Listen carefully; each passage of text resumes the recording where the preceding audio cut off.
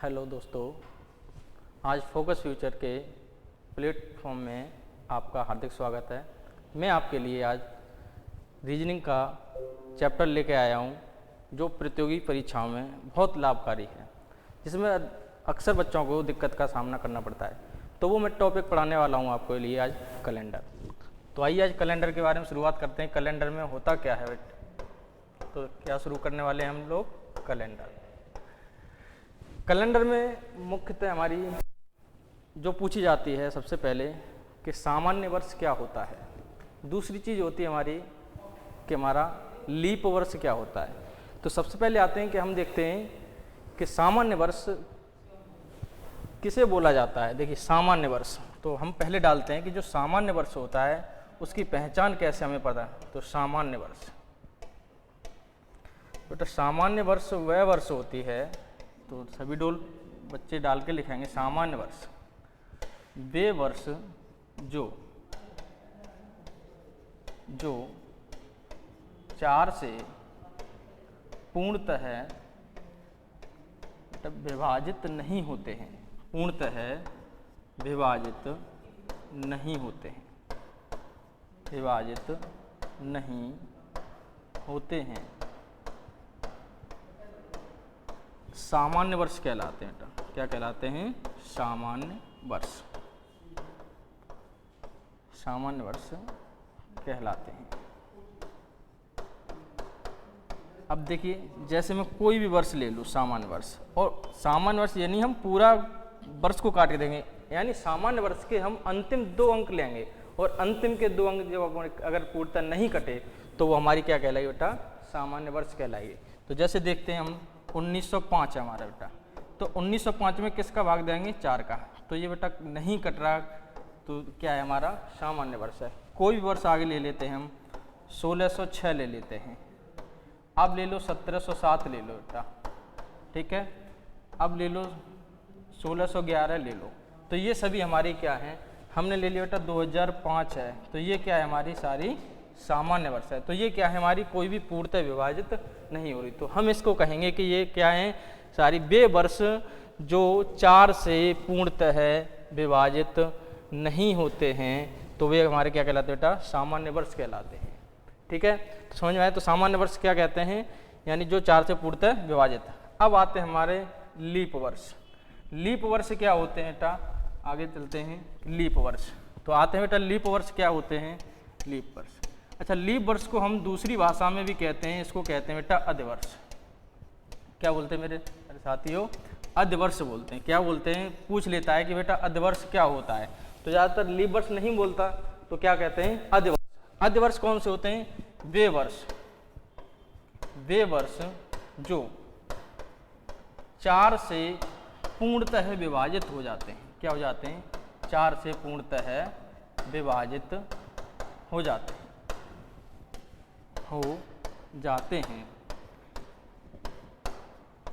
Leap वर्ष अथवा कह सकते हैं अधिवर्ष कहलाते हैं। अधिवर्ष कहलाते हैं। ठीक है। अब इसमें भी क्या है? हम पूरी वर्ष को नहीं काटेंगे, जो भी वर्ष होगी सिर्फ अंतिम के 2 अंक लेने हैं। उसको हमको किससे विभाजित करना है? 4 से विभाजित करना है, और 4 से पूर्णतः विभाजित हो गए तो हमारे क्या कहलाएंगे? लीप वर्ष, जैसे हम बोलते हैं अधिवर्ष।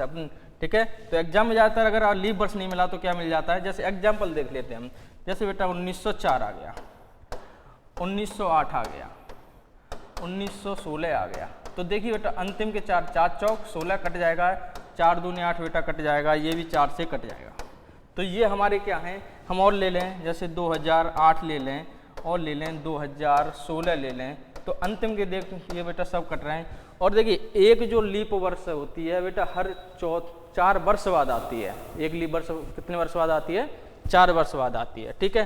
तो ये तुम्हारी सामान्य वर्ष हुई, और ये हमारी लीप वर्ष। सामान्य वर्ष को किससे? इसको भी 4 से भाग करके देखना। अगर नहीं कटती है वो वर्ष, वो क्या कहलाती है?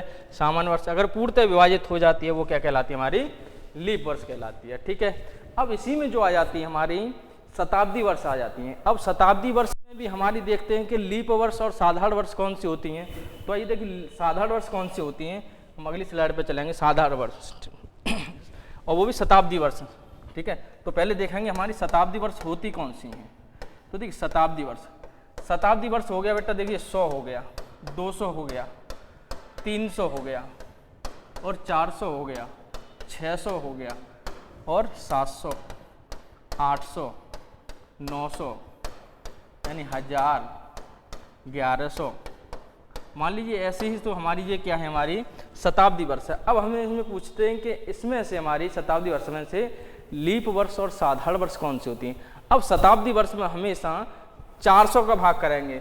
शताब्दी वर्ष में हम किसका भाग करके देखेंगे, शताब्दी वर्ष में बेटा हम किसका भाग करेंगे, पूरे 400 का। जो वर्ष, ध्यान देना बेटा कि जो वर्ष 400 से पूर्णतः विभाजित हो जाए वो हमारी लीप शताब्दी वर्ष कहलाती है। अगर वो वर्ष 400 से पूर्णतः विभाजित नहीं हो तो हमारी कहलाएगी साधारण वर्ष। ठीक है। तो देखिए अब इसमें हम देखते हैं कि 400 से विभाजित होने वाली कौन कौन सी वर्ष हैं। तो देखिए पहली जो होती है 400, देखिए 400 ही होता है तो ये क्या है, हमारी पूर्णतः विभाजित, तो लीप शताब्दी वर्ष कहलाती है। दूसरी आके देखेंगे तो ये दूसरी कौन सी है, 800, ये भी देखिए पूर्णतः विभाजित हो रही है। अब उसके बाद हमारी जो आ जाएगी 1200 भी देखिए। तो एक जो लीप शताब्दी वर्ष है वो कितने वर्ष बाद आती है, तो ध्यान रखना बेटा, नोट करके लिख लेना, एक लीप शताब्दी वर्ष, कौन सी, एक लीप शताब्दी वर्ष बेटा 400 वर्ष बाद आती है। कितने वर्ष बाद, 400 वर्ष बाद। ठीक है, पूछ लेता है कि एक लीप शताब्दी कितने वर्ष बाद आती है, तो लीप शताब्दी की बात कर रहे हैं तो कितने, और वैसे आप देखेंगे जो नॉर्मल लीप ईयर होती है वो हर एक 4 वर्ष बाद ही होती है। ठीक है, तो ये तो हमारी दो चीज़ हुई, सामान्य वर्ष और लीप वर्ष, और उसके बाद उसी के अंदर शताब्दी वर्ष में भी सामान्य वर्ष और लीप वर्ष। उसके बाद आते हैं बेटा कि यहाँ पूछ लेता है विषम दिन क्या होते हैं।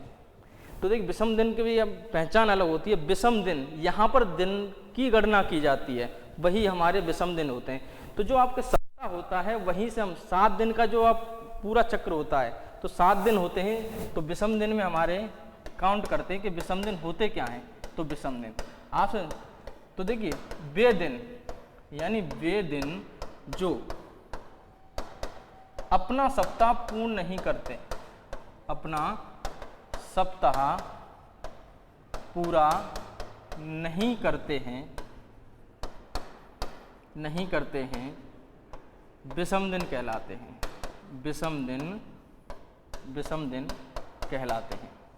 बेटा नोट करते जाना सभी लोग, और अपना अच्छे से नोट बनाते जाना कि आगे आने वाले एग्जाम में जो कि काम आता रहेगा, कि हर बार नहीं पढ़ना पड़े, इसलिए नोट बनाते जाएं तो आप, ठीक है। तो विषम दिन हमारे क्या कहलाते हैं, वे दिन जो अपना सप्ताह पूरा नहीं करते हैं तो विषम दिन कहलाते हैं। विषम दिन कहलाते हैं। तो देखिए अब मैं आपसे पूछूं कि जो आपका एक साधारण वर्ष होती है, एक साधारण वर्ष में कितने दिन होते हैं बेटा, 365। यहीं से समझ लेते हैं 365। अब देखिए हम यहाँ से निकालेंगे एक साधारण वर्ष में विषम दिन की संख्या होगी कितनी, तो हम किससे भाग करके देखें, 7 से। तो हमेशा विषम दिन निकालने के लिए 7 से भाग कराएंगे, और जो आपका शेषफल बचेगा वही हमारा क्या कहलाएगा, विषम दिन। तो देखिए 7 पंजे 35 और 7 दूनी 14। अब जो देखिए हमारा तो 52 तो क्या हो जाएंगे बेटा, सप्ताह, और जो 52 तो सप्ताह हो गए, बचा हुआ हमारा जो एक शेष है वही हमारा क्या है, विषम दिन। तो अब पूछ लिया जाता है कि एक साधारण वर्ष में विषम दिन की संख्या कितनी होती है, तो एक साधारण वर्ष में विषम दिन की संख्या आपकी बेटा 1 होती है। उसके बाद अगर हम देखें कि एक लीप वर्ष में, किसमें, एक लीप वर्ष में विषम दिन की संख्या, या अधिवर्ष में, किसमें, इस बात को ध्यान रखना कि अधिवर्ष ज़्यादातर पूछ ही लेता है कि अधिवर्ष। तो एक लीप वर्ष में विषम दिन की, तो लीप जो आपका एक लीप वर्ष होता है उसमें दिन की संख्या कितनी होती है, 366, और उसमें किसका भाग करके देखेंगे, 7 का। देखिए सप्ताह तो हमारे लीप वर्ष हो या साधारण, 7 पंजे 35 और 7 दूनी 14, सप्ताह दोनों, तो 52 तो सप्ताह हो गए बेटा, ये 52 सप्ताह। और उसके बाद जो बचे हुए, तो जो हमारे पास शेष बचे वो 2 दिन, वही हमारे क्या हैं, विषम दिन, वही क्या कहलाएंगे, विषम दिन बेटा। तो एक साधारण वर्ष में विषम दिन की संख्या 1, और एक लीप वर्ष में विषम दिन की संख्या कितनी होगी, 2 होती है। ठीक है, तो ये चीज़ समझ में आई सभी बच्चों को। तो एक ध्यान देना कि साधारण वर्ष क्या होते हैं, वे वर्ष जो 4 से पूर्णतः विभाजित नहीं होते हैं, साधारण वर्ष कहलाते हैं, और वे वर्ष जो 4 से पूर्णतः विभाजित हो जाते हैं, वो लीप वर्ष कहलाते हैं। शताब्दी वर्ष को हमेशा 400 से भाग करके देखना है। अच्छा, शताब्दी वर्ष में हमेशा ध्यान रखना अंतिम में 2 जीरो जरूर होंगे। शताब्दी वर्ष में क्या होंगे, अंतिम में 2 जीरो जरूर होंगे। अब देखिए उसके बाद जैसे आप क्या आ जाते हैं पूरे जनवरी, फरवरी, मार्च, तो इनमें विषम दिन की संख्या कितनी होती है। तो जैसे हम पूछ लें कि जनवरी महीने में विषम दिन की संख्या, तो आपका देखना जनवरी में दिन कितने होते हैं बेटा, 31 होते हैं। तो इसमें जो विषम दिन होंगे आपके पास कितने होंगे, जो शेष होगा, जो रिमाइंडर होगा वही आपके विषम दिन कहलाएंगे। तो जनवरी होती है 31 की, 7 से भाग करेंगे, 7 चौक 28, बचा कितना 3। उसके बाद देखिए फरवरी, अब फरवरी एक भाई साधारण में 28 और लीप में 29। तो देखिए साधारण वर्ष में तो विषम दिन की संख्या 0 और लीप वर्ष में विषम दिन की संख्या कितनी होगी, 1। उसके बाद फरवरी के बाद आ जाता है मार्च। मार्च भाई 31, इसमें होंगे 3। अप्रैल, अप्रैल होता है बेटा 30 का, इसमें विषम दिन की संख्या होगी हमारे पास 2। मई, मई में हो जाएगी बेटा 31, इसमें विषम दिन की संख्या 3। जून, जून होता है बेटा 30 का, तो इसमें विषम दिन की संख्या होगी 2। जून के बाद होता है जुलाई, और जुलाई में बेटा 31 दिन होते हैं, और 31 दिनों में विषम दिन की संख्या हमेशा कितनी होती है, 3। अब आते हैं अगस्त, और अगस्त में बेटा होते हैं 31 दिन, उसमें होंगे विषम दिन 3। अगस्त, सितंबर, सितंबर में होते हैं बेटा 30 में 7 से भाग करेंगे, कितना बचेगा 2। सितंबर, अक्टूबर, नवंबर और दिसंबर। दिसंबर में आपके हो जाएंगे विषम दिन 3। तो ये देखिए बेटा विषम दिन है। पहले तो देखिए हम दोनों तरीके से सीखेंगे कैलेंडर को। पहले तो देखेंगे कि विषम दिन से हम कैसे सॉल्व कर सकते हैं, यानी कुछ भाई ट्रिक के माध्यम से भी करेंगे। आप ये नहीं सोचेंगे हम विषम दिन से, यानी ट्रिक के माध्यम से भी कराऊंगा मैं आपको और विषम दिन से भी करना सिखाऊंगा। तो दोनों तरीके आने चाहिए। जहाँ अप्रोच आपको जल्दी करने का दिखे वहाँ बहुत तरीका लगाएं, ठीक है। तो ये हो गए आपके विषम दिन। तो यानी माह के जो विषम दिन होते हैं, कौन से विषम दिन किसके हैं, ये माह के, जनवरी से लेके आपके कहाँ तक, दिसंबर तक ये विषम दिन है, ठीक है। अब उसके बाद आ जाते हैं, देखिए लेंगे कुछ पॉइंट होते हैं उनको नोट कर लेना। जैसे कि एक साधारण होता है, साधारण वर्ष। तो एक जो साधारण वर्ष होगा, एक साधारण वर्ष, साधारण वर्ष का प्रथम दिन व अंतिम दिन की बात करें हम, प्रथम दिन व अंतिम दिन हमेशा समान रहता है। क्या रहता है, हमेशा समान रहता है। अब देखिए रहता क्यों, कारण वो भी देख लीजिए। तो क्वेश्चन देखिए मैं कराता हूँ, पहले इसका एक एग्जांपल देता हूँ कैसे होता है। देखिए साधारण वर्ष, जैसे मैंने कहा कि 1 जनवरी 2010 को मंगलवार था। 1 जनवरी 2010 को क्या था बेटा, मंगलवार। तो मैंने आपसे पूछ लिया बेटा 31 दिसंबर 2010 को बताइए कौन सा दिन होगा। तो देखिए 1 जनवरी से लेके आपको 31 दिसंबर तक पूछा है। तो मैंने कहा एक साधारण का प्रथम व अंतिम दिन जो होता है बेटा कैसा रहता है, हमेशा समान रहता है। तो देखिए यहाँ 1 जनवरी से लेके 31 दिसंबर, यहाँ पर आपको क्या देखने हैं भाई, विषम यानी दिन देखने हैं। तो दिन कितने होते हैं पूरे एक साल में, 365 साधारण वर्ष है। और साधारण वर्ष की हम पहचान बताई थी अभी कि अंतिम वाले में 4 का भाग करेंगे तो नहीं कटा, तो इसका मतलब है 4 साधारण वर्ष है। अब 7 से देखिए भाग कीजिए, 7 पंजे 35 और 7 दूनी 14, कितना बचा बेटा 1। अब देखिए ये तो साधारण वर्ष में विषम दिन 1 बचता है, मगर यहाँ पर जो 1 दिन है वो तो दे ही रखा है आपको। तो यहाँ तो बचे जो दिन है आपको, तो ये 364 ही तो बचे। तो 364 में अगर हम 7 का भाग देंगे तो क्या बचेगा 0, और 0 इसमें ऐड कर देंगे तो इसका मतलब कोई दिन नहीं बचा, ठीक है। तो इसका मतलब प्रथम दिन और अंतिम दिन क्या होता है, समान होता है। जैसे एक और एग्जाम्पल देख लेते हैं, जैसे 1 जनवरी 1900, अब ये क्या है, मान लीजिए इस दिन था बुधवार, ठीक है। और 31 दिसंबर 1900 को कौन सा दिन होगा बेटा। तो यहाँ देखिए 1 जनवरी 31, और ये कैसा बेटा, ये शताब्दी वर्ष है। और शताब्दी वर्ष में भी कैसा है, सामान्य शताब्दी वर्ष है, यानी नॉर्मल ईयर है। तो नॉर्मल ईयर में देखिए 1 दिन आपको दे चुका है। अब ये दिन जब निकल गया तो बचे कितने एक साधारण, 364। 364 में अगर हम 7 का भाग करेंगे, 7 पंजे 35, 7 दूनी 14, रिमाइंडर क्या बचा बेटा 0, और रिमाइंडर 0 बचा। तो इसी 0 को अगर किसी में ऐड करेंगे तो वही दिन रहता है। तो इसमें भी क्या रहेगा, बुधवार का बुधवार। तो ध्यान रखना कि साधारण वर्ष का प्रथम दिन और अंतिम दिन हमेशा समान रहता है, चाहे वो साधारण वर्ष का शताब्दी वर्ष हो या लीप वर्ष हो। अब उसके बाद आते हैं एक और अगले एग्जाम्पल पर, ठीक है। अगर स्क्रीनशॉट लेना है तो स्क्रीनशॉट ले लेना इसका, ठीक है बेटा। चलो अब आगे आते हैं। अब देखिए उसके बाद आता है हमारा लीप वर्ष। लीप वर्ष में जो होता है प्रथम दिन और अंतिम दिन, प्रथम दिन और अंतिम दिन, अंतिम दिन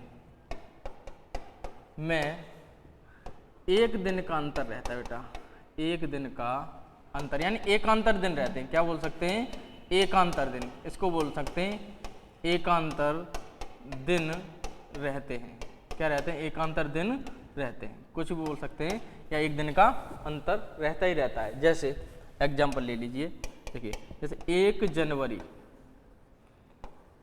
2004 को मान लीजिए बेटा सोमवार है, ठीक है, मान लिया क्या है? सोमवार है। तो 31 दिसंबर, यहाँ देना 31 दिसंबर और 2004 को कौन सा? अब देखिए ये बेटा क्या है? आपका लीप वर्ष, और लीप वर्ष में दिन की संख्या कितनी होती है? 366। अभी पीछे बताया था लीप वर्ष में संख्या कितनी होती है? 366।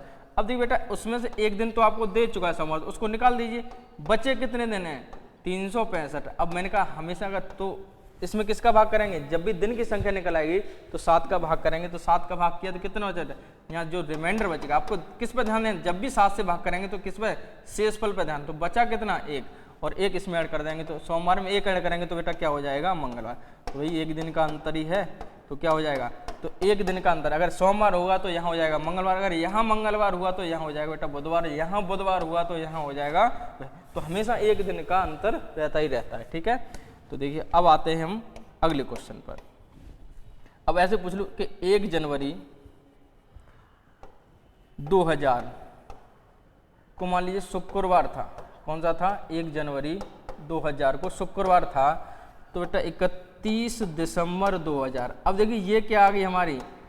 शताब्दी वर्ष, और शताब्दी वर्ष में किसका भाग करते हैं? 400 का। अगर 400 से कट गई तो वो क्या है हमारी? शताब्दी वर्ष है। तो शताब्दी वर्ष में दिन कितने होते हैं बेटा? 366।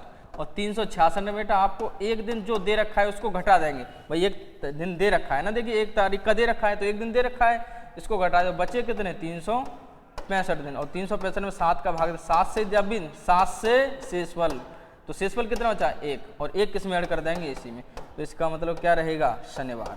तो एक दिन का अंतर रहेगा बेटा। तो कभी क्वेश्चन को जब भी आपसे पूछा जाए प्रथम दिन और अंतिम दिन, तो वहाँ जरूर ये देखना है कि वो साधारण वर्ष है या लीप वर्ष है। साधारण वर्ष में वही दिन रहता है और लीप वर्ष में एक दिन का अंतर हो जाता है। अगर वहाँ सोमवार होगा तो मंगलवार, मंगलवार होगा तो बुधवार, बुधवार होगा तो बृहस्पतिवार। लीप वर्ष में होता है और सामान्य वर्ष में वही दिन रहते हैं, ठीक है। अब आते हैं हम आगे वाले टाइप का क्वेश्चन। ये तो हो गया थोड़ा सा उसी का मैंने बताया था, उसी कैलेंडर में प्रथम दिन और अंतिम। अब जैसे ही नया कैलेंडर शुरू होता है तो उसका दिन पूछ लेता है। जैसे देखिए क्वेश्चन है पहला कि 1 जनवरी 2003 को सोमवार था, तो बेटा पूछा है कि बताइए कि 1 जनवरी 2004 को कौन सा दिन होगा। अब यहाँ देखना है बेटा कि जो आपको होता है 1 जनवरी 2003 को कौन सा दिन? सोमवार। तो आपसे पूछा कि 1 जनवरी 2004 को। अब यहाँ से यहाँ तक देखेंगे हमारे दिन कितने बीते हुए बेटा। तो देखिए 1 जनवरी 2003 से लेके 1 जनवरी 2004 तक, यानी देखिए ये पूरा वर्ष चला गया, तो इसमें कितने दिन थे? 365। अब देखिए एक दिन इसमें दे चुका है सोमवार, यानी 1 तारीख दे चुका है, तो इसमें जो बचे कितने बचे बेटा? 364। एक दिन पूछ किस करा है? 1 जनवरी 2004 का। तो यहाँ पर कितना देखिए पूरे कितने हो गए? 365। जब भी 365 में अब 7 का भाग करेंगे तो हमें दिन निकालना है, तो 7 का भाग करते ही हमें बचा जो शेषफल कितना बचा? 1 बचा। और 1 जैसे ही हम किस में ऐड करेंगे? जो दिन दे रखा है उसमें ही ऐड करना है आपको। किस में ऐड करना है? जो दिन दे रखा है हमको उसी में ऐड करना है। तो यहाँ पर एक दिन कर देंगे, क्या हो जाएगा? मंगलवार। क्या होगा? मंगलवार, ठीक है। तो यहाँ पर देखना है कि 1 जनवरी से लेके 1 जनवरी 2004 को कौन सा दिन होगा। तो यहाँ पर कौन सा हो जाएगा? हमेशा जब भी दिन शुरू होगा नया कैलेंडर उसमें एक दिन बढ़ जाएगा। अगर साधारण वर्ष से अगर किसी भी वर्ष में जाएं, ठीक है, तो वहाँ पर एक दिन जरूर बढ़ेगा। जैसे एक और क्वेश्चन ले लेते हैं, जैसे 1 जनवरी मान ली 1700 को बुधवार था, तो आपसे पूछा जाए कि 1 जनवरी 1800 को कौन सा दिन होगा, सॉरी 1701 को, 1 जनवरी 1701 को कौन सा दिन होगा। अब यहाँ से देखना बेटा कि यहाँ 1700 और यहाँ पूछा है कि 1 जनवरी 1701। अब आपको ये देखना है, देखिए यहाँ पर थोड़ा सा समझा दे रहा हूँ कि जो एक साधारण वर्ष होती है, साधारण वर्ष में जो फरवरी का माह होता है वो कितने का होता है बेटा, साधारण वर्ष में जो फरवरी का माह होता है वो होता है बेटा 28 दिन का। कितने दिन का होता है, 28 दिन का होता है। और 28 और इसमें दिन होते हैं बेटा आपके 365, और इसमें जो विषम दिन होता है वो कितना होता है, विषम दिन 1 होता है। तो देखिए एक साधारण वर्ष में विषम दिन की संख्या किस वजह से होती है, जो इस यहाँ फरवरी माह होता है उस वजह से आपके यहाँ पर विषम दिन की संख्या निकलती है 1। ऐसे ही देखो जो लीप वर्ष होता है, ठीक है, लीप वर्ष में जो दिन होते हैं बेटा 366, और इसमें जो फरवरी का महीना होता है इसमें दिन होते हैं 300, और इसमें फरवरी महीना होता है वो कितने का होता है, 29 का। इसी के कारण इसमें जो विषम दिन की संख्या होती है वो हो जाती है 2। तो ये पूरा जो खेल होता है आपका बेटा फरवरी का होता है। तो ये ध्यान रखना है कि जिस वर्ष में फरवरी आएगी वहाँ पर विषम दिन तो 1 बढ़ना है, यानी फरवरी साधारण वर्ष में पड़ा है तो 1 दिन बढ़ना है, अगर लीप वर्ष में पड़ा है तो कितने दिन बढ़ने हैं, 2 दिन बढ़ने हैं। तो यहाँ पर देखो कि जो 1 जनवरी 1700 से 1700 तक, भाई फरवरी एक ही बार तो पड़ी, और जब एक बार फरवरी पड़ी तो कौन से वर्ष में पड़ी है, 1700, और 1700 कैसा है हमारा साधारण वर्ष, तो कितना दिन बढ़ रहा है बेटा। तो ध्यान रखना 1700 जब 1 फरवरी पड़ेगी तो 1 विषम दिन बढ़ेगा, अगर 2 फरवरी आ जाएंगी तो कितने विषम दिन, 2 दिन। तो ठीक है, तो यहाँ पर हमारी 1 फरवरी, तो विषम दिन कितना हमारा 1 दिन ऐड होगा, तो बुधवार और 1 क्या हो जाएगा, बृहस्पतिवार। तो हर बार वही नहीं करेंगे कि हर बार हम 365 दिन देंगे, दिन नहीं गिनना, बस आपको क्या देखना है, फरवरी का दिन देखना है कि फरवरी हमारे कौन से वर्ष में आ रही है, लीप वर्ष में आ रही है, साधारण। अगर साधारण वर्ष में आ रही है तो सिर्फ विषम दिन 1 बढ़ता है, और लीप वर्ष में आ रही है तो विषम दिन डायरेक्ट कितने बढ़ जाएंगे, 2। ठीक है, जैसे अगला क्वेश्चन देखिए, जैसे 1 जनवरी 2012 को मंगलवार था, तो 1 जनवरी 2013 को कौन सा दिन होगा। अब देखिए मैंने कहा सिर्फ पूरी कैलेंडर में फरवरी का ही खेल है पूरा, ठीक है। फरवरी जहाँ पर मैंने कहा अगर फरवरी लीप ईयर में बढ़ी, ठीक है, लीप ईयर में आई तो कितने दिन बढ़ जाएंगे बेटा, 2 दिन।